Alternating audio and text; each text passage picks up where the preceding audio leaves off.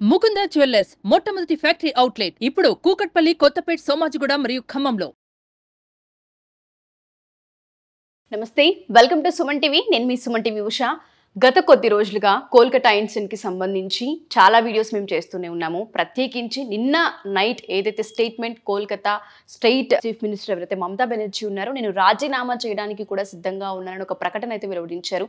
దీనికి సంబంధించిన వ్యూహం ఏంటి అండ్ రాజీనామా చేస్తాను అన్న మాట వెనుకున్న అంతరార్థం ఏంటి, వీటి గురించి పూర్తి వివరాలు అండ్ దాంతోపాటు కోల్కతా ఇన్సిడెంట్కి సంబంధించిన సమాచారం మనతో పాటు చెప్పడానికి మాధవీలత గారు ఉన్నారు. ఆడపిల్లలకి సంబంధించి ఎటువంటి రక్షణ చట్టాలు రావాలి, దీనికి సంబంధించిన పూర్తి విచారణ ఏంటని ఆవిడని అడిగి తెలుసుకుందాం. నమస్తే మాధవీలత గారు. నమస్కారం తల్లి. కోల్కతా ఇన్సిడెంట్ నెల రోజుల పైన అయిపోయిందమ్మా ఇప్పటికి. ఒక ఆడపిల్లకి జరిగిన సంఘటన గురించి యావత్ ప్రపంచం జస్టిస్ కావాలని ఏ విధంగా అయితే కూర్చున్నారో, అదేవిధంగా మేము మాతో పాటు మీరు కూడా ఆ రోజు మాట్లాడడం జరిగింది. సడన్గా నిన్నటికి నిన్న ఆవిడ రాజీనామా చేస్తాను అన్న ఒక ప్రకటన అయితే వెలువడించారు. దీని వెనుక వ్యూహం ఏంటి, దీన్ని ఏ విధంగా చూడాల్సిన అవసరం ఉంది అంటారు? అక్కడ ఎవరైతే న్యాయం కావాలని పోరాడుతున్నారో వాళ్ళకి కావాల్సింది రాజీనామానా లేదా న్యాయమా, ఏ విధంగా చూడాల్సిన అవసరం ఉందంటారు? ఈవిడ వ్యూహం ఏంటి? తల్లి, మొట్టమొదటిగా మనం ఆలోచించి చూడవలసింది ఏంటంటే, ఈవిడ ఇప్పటికీ 3 టర్మ్స్ నుంచి రాజ్యం వెళ్తూ వస్తుంది. సామధాన భేద దండోపాయాలన్నీ వాడి, అన్ని రకమైన చతురంగ నీతులు వాడి, న్యాయాన్యాయాలు, ధర్మాధర్మ విధి విధానాలన్నీ కూడా వాడి, ఈవిడ 3 టర్మ్స్ అంటే 15 ఏళ్లగా రాజ్యం వెళ్తూ వస్తుంది. ఆశ్చర్యకరమైన విషయం ఏమిటి అని అంటే, వీడికి ఇంకా తృప్తి చెందలేదు ఈవిడ. రెండోది, జరిగిన సంఘటన మొదటిసారి కాదు. ఏ ప్రాంతీయ భాష అంటే తమిళనాడులో తమిళ న్యూసు, మహారాష్ట్రలో మరాఠా న్యూసు, ఇక్కడ తెలుగు న్యూసు వాళ్ళు ఎవ్వరూ కూడా గత 15 సంవత్సరాలుగా వెస్ట్ బెంగాల్లో జరుగుతున్న అత్యాచారాలని, అన్యాయాలని, దురాగతాలని బయటికి తీసుకుని వచ్చే ధైర్యం ఇప్పటిదాకా ఎవరికి లేకపోయింది. అభయ మొదటి కేసు కాదు. Abhaya is not the first victim. కానీ ప్రతి పాపానికి ఒక కుండ ఉంటుంది, ఆ కుండ నిండుతుంది. ఆ మహాతల్లి అభయ తనను తాను త్యాగం చేసుకుంటే తప్పకుండా నిండకపోవడం అనేది స్త్రీ ప్రపంచానికే ఒక దౌర్భాగ్యమైన దుస్థితి. నేను దీని గురించి మాట్లాడలేని పరిస్థితి. ఇంత జరిగిన తర్వాత ఈవిడ కేవలం మమతా బెనర్జీ ముఖ్యమంత్రే కాదు, ఆరోగ్య శాఖ మంత్రి. అంటే ఆలోచించండి అమ్మా, ఒక ఆరోగ్య శాఖ మంత్రిత్వంలో డ్రగ్స్ మాఫియా జరుగుతోంది. హాస్పిటల్లో డ్రగ్స్, గవర్నమెంట్ హాస్పిటల్లో డ్రగ్స్ మిస్ అవుతూ ఉంటాయి, వస్తూ ఉంటాయి, అన్యాయంగా, దుర్మార్గంగా, అనైతికంగా వస్తుంటాయి, పోతుంటాయి. ఆర్గన్స్ శరీరంలో నుంచి మాయమవుతూ ఉంటాయి. అసలు మనిషి అమ్మ ఆవిడ. అసలు స్త్రీ, ఇటువంటి స్త్రీ నిలబడుతున్న భూమి మీద మనమందరం నిలబడుతున్నామని చెప్పుకోవడానికి కూడా సిగ్గుచేటు నా ఉద్దేశంలో. సరే, ఇప్పుడు ఆవిడ రాజీనామా మాట మాట్లాడంటే మీకు మొన్న ఇంటర్వ్యూలో కూడా చెప్పారు, ఇటువంటి వ్యక్తి ముందు రాజీనామా దేవుడానికి అసలు తీసి అవతల పారేసే గవర్నర్స్ రూల్ రావాలో కుయ్యో ముర్రో. నేను ఈ ఉదాంతం జరిగిన రోజు నుంచి అదే మాట్లాడుతూ చెప్తూనే ఉన్నాను కంటిన్యూస్గా. వెస్ట్ బెంగాల్కి శాపం తల్లి, కాలా దాగ్, దబ్బ, ఒక బ్యాడ్ ఓమెన్. ఇంకా ఈ వ్యక్తి అంటే ఎంత కన్నా దుష్ట పిశాచాలు ఇంకుండవు, అంత పిశాచ స్వరూపం ఆ స్త్రీ అక్కడ. కాబట్టి నేను ఈ ఇంటర్వ్యూ కనుక ఎంతమంది తెలుగు వాళ్ళు వింటున్నారో వాళ్ళందరితో ప్రాధేయపడతా నేను. అమ్మ, రోజు భగవంతుడి దగ్గర ఓ పువ్వు పెట్టి భద్రకాళి దగ్గర కోరుకోండి, ఈ వ్యక్తి వెళ్ళిపోవాలి వెస్ట్ బెంగాల్ నుంచి సంపూర్ణంగా అని కోరుకోమండి, ప్రార్థించమని చెప్తా నేను. వేద పండితులు ఉంటే, బ్రాహ్మలు ఉంటే, మంత్రోపదేశం ఉన్న వాళ్ళు ఉంటే, ఉపదేశాలు ఉన్న వాళ్ళు, మీరందరూ దయచేసి ఈ దౌర్జన్య స్వరూపంలో ఉన్న దుర్మార్గ దుష్ట శక్తిని నిర్మూలింపజేసే ప్రార్థన, ఆ కామాఖ్యను, అమ్మవారిని, భద్రకాళిని, కనకదుర్గని ప్రార్థించమని కోరతాను నేను. ఇదేమైనా ట్రాక్ పట్టించడానికి తీసుకున్న డెసిషన్లో ఏమైనా మనం చూడాల్సిన అవసరం ఉంది అంటారా? ఈవిడ ఎప్పుడు ఇట్లా తాటాకు బెదిరింపులు బెదిరిస్తూనే ఉంది. ఇది మొదటిసారి కాదు. నేను రిజైన్ చేస్తా, నా ప్రజలకు నచ్చకపోతే. నా పాలనలో ఇటువంటి జరగడం నాకు బాగా అనిపించట్లేదు అన్న స్టేట్మెంట్ కూడా ఆవిడ వాడడం జరిగింది. 40 రోజుల తర్వాత ఆవిడ ఈ పదం వాడడానికి వెనక కారణాలు ఏంటి అంటారు? దాన్ని మనం ఏమైనా మాట్లాడొచ్చా? అంటే ఇంకా ఆవిడకి ఒక విషయం ఏమర్థమైందంటే, అసలు ఆవిడ అనడానికి కూడా జుగుప్సగా ఉన్నా అనక తప్పదు. ఎందుకంటే సంస్కారం మనకుంది కాబట్టి. ఇక్కడ ఈసారి జరిగిన అత్యాచారము, అన్యాయముతో దేశం కూడా విసిగెత్తిపోయిందమ్మా. అర్థమవుతుందా తల్లి? వెస్ట్ బెంగాల్ మాత్రమే కాదు, యావత్ భారతదేశం కూడా అలిసిపోయి అసహ్యం వేసి ఇప్పుడు ఈ ఉద్యమం దేశమంతా నిలబడుతోంది. కాబట్టి ఇంకా అసలు వెస్ట్ బెంగాల్ అయితే మొరాయించేశారు. ఇక చచ్చినా బతికినా ఎటువంటి బతుకు బతికితే ఏంటి, చస్తే ఏంటి, ఈరోజు అభయకు జరిగింది రేపు మనకు జరగచ్చు అన్న ఒక నిర్ణయానికి వచ్చేసారు. ఇంకా వాళ్ళకి దినదిన గండం నూరేళ్ళ ఆయుష్లా బతుకుతున్న వాళ్ళకి ఆ జీవితంకి ఏం బతుకుతారు వాళ్ళు? పాపం ఏం బతుకుతారు తల్లి? నిజంగా అసలు అక్కడ ఉన్న వాళ్ళ పరిస్థితి ఏమిటా అని అనిపిస్తోంది నిజంగా. కాబట్టి ఈసారి అభయ అమ్మాయికి జరిగినది ఏదైతే అన్యాయం ఉందో దేశమంతా మొండి పట్టేసి మొరాయించింది దీనికి. వీళ్ళకి భగవంతుడంటే ఆషామాషిగా ఉందమ్మా. రామచంద్రుడి ప్రాణ ప్రతిష్టాపన జరగడము, నవరాత్రులలో ఈ వ్యక్తి పైన నేను చెప్తున్నా చూడి, మమతా బెనర్జీ పైన హిందుత్వం అంతా కూడా శాపం ఉంది ఈమె మీద. వెళ్ళిపోతుంది ఈ వ్యక్తి, వెళ్ళిపోయి తీరవలసిందే, దీనికి తిరుగులేదు. సో ఆడపిల్లల పేరెంట్స్గా మా పేరెంట్స్ కనుక మేము తీసుకున్నా, ఇప్పుడు నేను తీసుకున్నా, పక్క రాష్ట్రంలో జరిగిన ఇన్సిడెంట్ రేపు మన దాకా రాకుండా పోదు అన్నది ఆలోచన అందరికీ వస్తుంది. పేరెంట్స్ ఇప్పుడు పిల్లల్ని బయటికి ఒంటరిగా పంపించాలంటే ఒక క్షణం ఆలోచించాల్సిన పరిస్థితి కనిపిస్తుంది. పేరెంట్స్కైనా, పిల్లలకైనా, ఆడపిల్లలకైనా మీరు ఏ సేఫ్టీ మెజర్స్ గురించి చెప్తారు? ఏ విధంగా అడుగులు ముందుకి, అంటే ఈ జనరేషన్లో కూడా ఇటువంటి వాటికి భయపడి ఇంకా ఆగాల్సి వస్తుంది అంటే? ఈ జనరేషన్లోనే ఉందమ్మా భయము. మీకు 200-300 సంవత్సరాల క్రితం ఇంత భయాలు ఎక్కడున్నాయి? ఈ జనరేషన్లోనే ఉంది. ఎందుకుంది? ఇంటర్నెట్లలో వచ్చే అసభ్యకరమైన అశ్లీలంవి ఎక్కడున్నాయమ్మా 100 సంవత్సరాల క్రితం? అదవ ఇంటర్నెట్టే లేదు, ఎవరికి ఇంత నాలెడ్జు లేదు. ఇన్స్టాగ్రాములలో, టిక్టాక్స్లలో, వీటిలన్నిట్లో ఎంత ఇదేంటి యానిమేషన్లో కూడా ఏ చిన్న మామూలు మీరు ఒక చెస్ గేమ్ డౌన్లోడ్ చేసుకొని చెస్ ఆడుకోవాలన్నా చండాలమైన యానిమేషన్తో ఏర్పరిచిన చిన్న పిల్లలు కూడా తెలియని వస్తాయి. మీకు టీవీలో హంగామానో ఏదో వచ్చేది గుర్తుందా? మీరు ఎప్పుడైనా దాని రివ్యూస్ చదవండమ్మా. యానిమేషన్ ఒకటి ఉంది, మీరు దాని రివ్యూస్ చదివితే మీరు దాని మీద వచ్చి నాతో ఇంకొక ఎపిసోడ్ చేస్తారు. అది చూడడానికి ఇంత చిన్న పిల్లల యానిమేషన్ లాగా ఉంటుంది అది, కానీ సీరియల్ కిల్లర్ లెవెల్ యానిమేషన్ అది. You should do an episode on that. Sure ma'am, డెఫినెట్గా.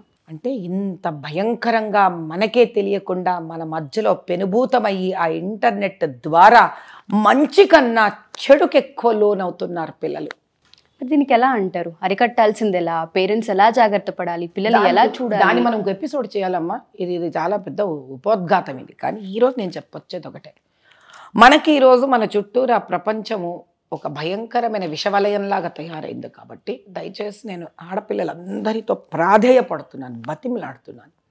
అభయ కూడా ఒంటరిగా పడుకుంది సెమినార్ హాల్లో ఏమ్మా. కాబట్టి దయచేసి తల్లులు, మీరంటే మాకు చాలా గౌరవం ఉంది ఆడపిల్లలందరితోనూ. మీరు సాక్షాత్ అమ్మవారి స్వరూపాలు. కానీ నేను అమ్మవారి స్వరూపం కదా అంటే అమ్మవారి స్వరూపంలో రక్షించబడాలి వాళ్ళు, దాన్ని మనం గౌరవించాలి. అందరికీ ఆ భావనే ఉంటే అమ్మవారు ఉన్న రోజులు కూడా రాక్షసులు ఎందుకుంటారు మరి? ఏమ్మా, కాబట్టి మాయలో చిక్కుకున్న ప్రపంచం ఇది. అమ్మవారిని సైతం గుర్తించలేకపోవచ్చు. కాబట్టి దయచేసి ఆడపిల్లలు ఎవ్వరు ఒంటరి ప్రయాణాలు చెయ్యకండి. First point. ఓకే. అపరిచితులైన మగపిల్లలతో వెంటనే స్నేహం పెంచుకోకండి. బంబుళ్ళు, టింబర్లు, ఇవి అవి అనుకుంటూ తెలియని పరిచయాలకు లోనవ్వకండి. మీ మనసులో బాధ ఉండొచ్చు, మీరు విచలితమై ఉండొచ్చు, మీకు ప్రేమానురాగాలు తగ్గిండొచ్చు. కానీ ఇవి కూడా మళ్ళీ దుర్మార్గుల అవసరానికి మీరు వాడబడతారు తల్లి. ఇది నా బాధ. కాబట్టి అందుకే దైవము, పూజ, పునస్కారం అంటే పాదచింతకాయ పచ్చడి అనుకుంటారు. కాదమ్మా, దేవుడు, దైవము, పూజ, సాంప్రదాయం మనిషిని గట్టిపరుస్తుంది. ఈరోజు మరి మీరు నా ఇంటర్వ్యూ ఎందుకు తీసుకుంటున్నారు? ఈరోజు నన్ను భారతదేశంలో ఒక ఐరన్ లేడీ అని ఎందుకు అంటారు? మరి నన్ను చూస్తే నేను పాదచింతకాయ పచ్చడిలాగా చాతస్థంగానే ఉన్నానుగా మరి నేను చూడడానికి. ఇందులో నుంచే శక్తి వస్తుంది, ఈ దైవభక్తిలో నుంచే. అది ఏంటి? నిస్వార్థ దైవభక్తి. అమ్మవారిని, తల్లి నాకు నీలాంటి శక్తిని ఇవ్వు అని కోరుకోవాలి. డబ్బు దయ్యి, అది ఎగ్జామ్స్ పాస్ చేయి, ఇవి కాదు. ఇంత తుచ్చవి ఇవేంటమ్మా? నువ్వు పిల్లలు తలుచుకుంటే టకటక సాధించేస్తారు ఇవన్నీ. మనం సాధించలేనిది మన సద్బుద్ధి, చాలా కష్టం. మనం సాధించలేనిది ఏకాగ్రత, అది కష్టం. మనం సాధించలేనిది శత్రువు మనని కబళించకుండా ఉండడం, ఇవి కోరుకోవాలి అమ్మవారు. పూజ చేసుకొని ఆ మెడిటేషన్ అంటారంటే ధ్యానం, ఏదో పెద్ద పెద్ద తంత్రాలు మంత్రాలు అక్కర్లేదమ్మా. కళ్ళు మూసుకొని శ్రీమాత్రే నమః రోజుకొక్క 10 నిమిషాలన్నా చేయగలిగితే దీనివల్ల మన చుట్టుపక్కల ఉన్న వ్యక్తులలో మంచి చెడు కనిపించడం మొదలు పెడుతుందమ్మా. ఇది పెద్ద సైన్స్ ఇన్ ఇట్ సెల్ఫ్. ఈ జపం చేస్తేనో, అమ్మవారికి ఆరాధన చేస్తేనో, నిత్యం మంగళగౌరికి ఆరాధన చేస్తేనో, ఇళ్లల్లో పెద్దలకు మనం గౌరవం ఇవ్వడం వల్ల మనలో ఏర్పడిన ఒక శాంతము ఎదుటి వ్యక్తులు ఎవరు అని అర్థం చేసుకునే జ్ఞానాన్ని ఇస్తుంది. దీనివల్ల మనం మెత్తబడం. బాహ్యంగా మెత్త కనిపించిన లోపల ఒక గట్టి ఒక వ్యక్తులంగా తయారవుతాం. దీనివల్ల ఎదుటి మనిషి ఎవరు అని అర్థం చేసుకునే ఓర్మి వస్తుంది మనలో. So will try, check, test and go far. తప్పకుండా మ్యామ్, చాలా పాజిటివ్ వైబ్ ఉంది మీరు చెప్తుంటే నాకు కాసేపు కూడా. అభయాకి సంబంధించి జస్టిస్ కోసం ఇంకా ఎదురు చూస్తూనే ఉన్నాం కాబట్టి చివరిగా ఒక్క ప్రశ్న అడుగుతున్నాను మిమ్మల్ని. న్యాయస్థానాలు పోరాడుతూ ఉన్నాయి, సుప్రీంకోర్టు సుమోటోగా కేసును తీసుకోవడం జరిగింది. ఇటు పక్కన స్టేట్ చూస్తూ ఉంటే ఆవిడ రాజీనామాకు సిద్ధం, మీరు రండి అని మాట్లాడుతున్నారు. బట్ ఎవరు డాక్టర్స్ కూడా బయటికి నుంచి లోపలికి వచ్చి ఆవిడతో చర్చలకైతే ఎవరు అనుకరించలేదనే చెప్పాలి. అది లైవ్ టెలికాస్ట్ చేయమంటే చెయ్యము, మాకు న్యాయపరమైన ఇబ్బందులు వస్తాయని ఒక మాట ఆవిడ వెలువడించారు. ఎవరన్నారు న్యాయపరమైన ఇబ్బందులు వస్తాయి? మమతా గారే మాట్లాడడం జరిగింది. ఆ వర్డ్ ఏమీ లేదు. ఏమిటి న్యాయపరంగా? లైవ్ టెలికాస్ట్ లేదు. న్యాయము అన్యాయం ఏంటి? లైవ్ టెలికాస్ట్ అంటేనే న్యాయం. లైవ్ టెలికాస్ట్ అయితే పాలకు పారు, నీటికి తేలిపోతుంది. ఆమెకి ఇష్టం లేదు, నిజాలు బయటకు పడతాయి అని ఆవిడికి ఇష్టం లేదు. కానీ ఎంతకాలం అన్నమ్మా నిజం మీద నువ్వు ఒక బట్ట వేసి కప్పగలవు? ఆమెకు ఆఖరి కాలం వచ్చేసింది, రాజీనామా చేసేయడమే కానీ ఆవిడిని పెకిలించి బయటకు పంపించేసే సమయం వచ్చింది. నేను అమ్మవారిని ఒకటే కోరుకుంటాను, వెస్ట్ బెంగాల్లో ఉన్న వాళ్ళందరికీ కూడా అసలు సాక్షాత్ అమ్మవారే శక్తి ప్రదానం చేసి రోడ్ల మీద ఒక వరదలా వాళ్ళందరూ వచ్చి పెకిలించి అవతల పారేయాలి. జస్టిస్ వచ్చే వరకు ఆ పోరాటం కొనసాగుతూనే ఉండాలని కోరుకోవచ్చా మనం? జస్టిస్ అంతే, ఆగకూడదమ్మా. వాళ్లే కాదు, అసలు నా ఉద్దేశంలో భారతదేశం మొత్తంలో ఒక్కొక్క చోట వంతుల వారీగా వేసుకొని కూడా జరగాలి. తల్లి చెయ్యాలి, ఖచ్చితంగా చెయ్యాలి. నేను ఒకటి చేశాను ఆల్రెడీ, కానీ అది ఎలా అంటే చల్లారిపోయినట్టుగా తయారైంది మళ్ళీ. ఇక్కడ ఇప్పుడు మనకి 119 అసెంబ్లీ కాన్స్టిట్యుయెన్సీస్ ఉన్నాయి. ఒక్కొక్క అసెంబ్లీ కాన్స్టిట్యుయెన్సీలో ఒక్కొక్క వాక్ జరగాలి. అంటే 119 వాకులు జరిగితే ఒక తెలంగాణలోనే అట్లా దేశమంతా జరిగితే ఎలా ఉంటుందమ్మా అసలు అది? అంటే అన్యాయానికి మేము అందరం ఉన్నాం, స్త్రీతో మేము అందరము ఉన్నాము. ఏ నవరాత్రులు చేయడమో, భద్రకాళిని పూజించడమో, వారాహీలను పూజించడమో కాదమ్మా, పండగలు జరుపుకోవడము. ఇలాంటి ఒక ఆడకూతురు అన్యాయం అయిపోయినప్పుడు కనీసం అసెంబ్లీలో మళ్ళీ 6 డివిజన్స్ ఉంటాయి, అందరిని అడగట్ల. అసెంబ్లీకి ఒక్క వాక్ జరిగితే కూడా తెలంగాణలో 119 వాక్స్ జరిగి ఉండాలి. మరి యువత ఏం చేస్తున్నారు? తల్లిదండ్రులు ఎందుకు చేయకూడదు ఒక వాక్? చెప్పమ్మా నువ్వు ఎక్కడని చూసావా?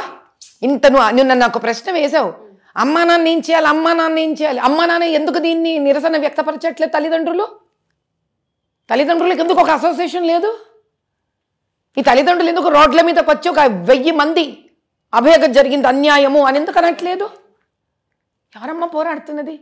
డాక్టర్ ఆడపిల్ల పోయింది కాబట్టి డాక్టర్లు పోరాడుతున్నారు, లేదా మా బొట్టి చాదస్తులు పోరాడతారు, ఏదో 2-3 ఆడవాళ్ళ సంఘాలు ఏవో పోరాడతాయి. ఎంతని పోరాడతామమ్మా మేము?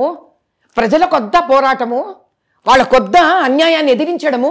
ఎంతసేపు వాళ్ళ ఇళ్లలో వాళ్ళు కూర్చుంటే మా బోటి వాళ్ళు వచ్చి రోడ్ల మీద పడి అరుస్తూ నినాదాలు తీస్తూ ర్యాలీలు ధర్నాలు చెయ్యాలా? వీళ్ళు న్యాయం అన్యాయం ఏంటని కుర్చీలో కూర్చొని టీవీలలో చూసి చర్చిస్తారా? వీళ్ళకి ఏంటమ్మా బాధ్యత? అసలు ప్రజలకి ఏంటమ్మా బాధ్యత? వీళ్ళని నడుము కట్టుకొని గట్టిగా నిలబడితే ఇట్లాంటి అన్యాయాలకు మాలాంటి వాళ్ళం రోజు కష్టపడక్కర్లేదుగా. నా బోర్డు కూర్చొని ముక్కు మూతి మూసుకొని జపం చేసుకుంటూ ఉంటుందిగా. ఎవరమ్మా మరి ప్రజలు? ఎవరు వీళ్ళు? ఎందుకు ఇంత మౌనంతో కూర్చున్నారు?